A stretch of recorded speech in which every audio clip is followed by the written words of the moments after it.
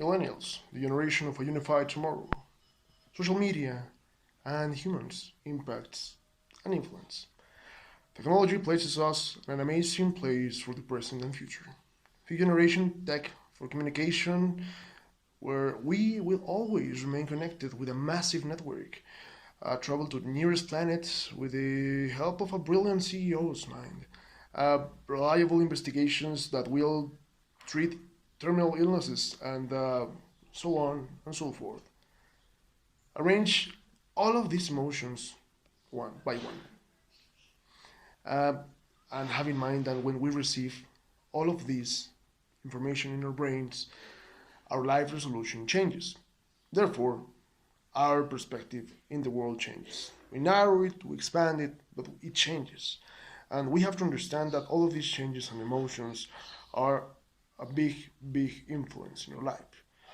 We are having a tendency right now to stop interacting with our family, to stop interacting with our loved ones, and it is because we have the best technology that we ever had, and it is fantastic. But we become more than simple actors within our life resolutions, and since we are living in an early age, we are being the targets of advertising, and advertising reaches its summit within the social media. The perception of what we used to be changes our world's perspective, emotions, needs, and decisions. These scenarios when we interact with this technology and the newest generations that interact with society are changing.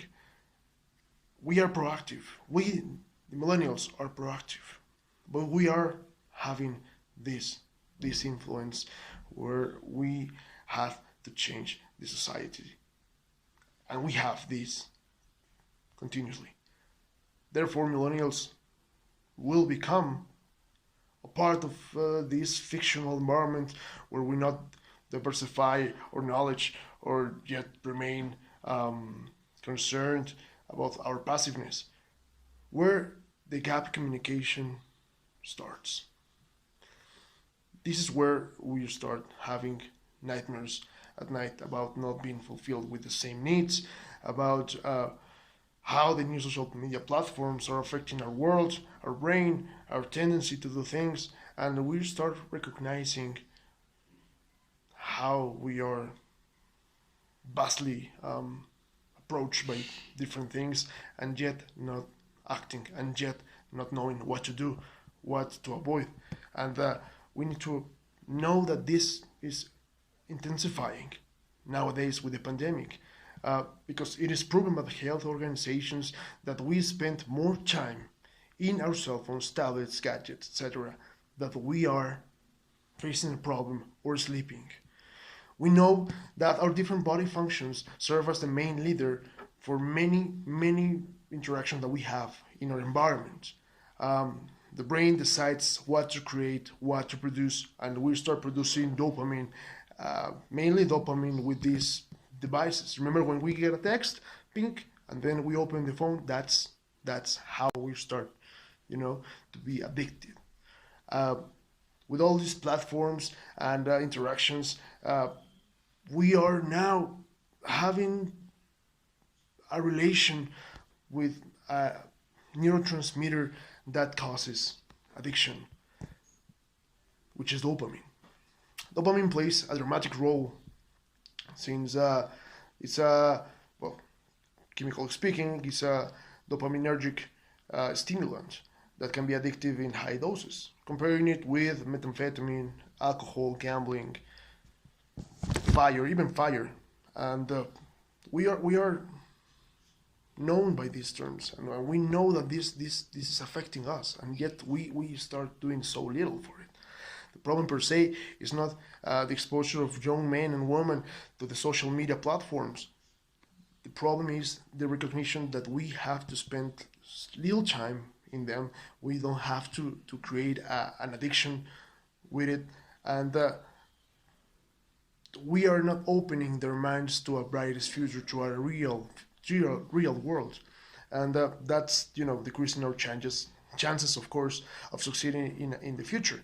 The dangers behind these social media platforms, in the best cases, for the younger audiences, are a simplicity about not taking life in a proper manner, or depression, or anxiety.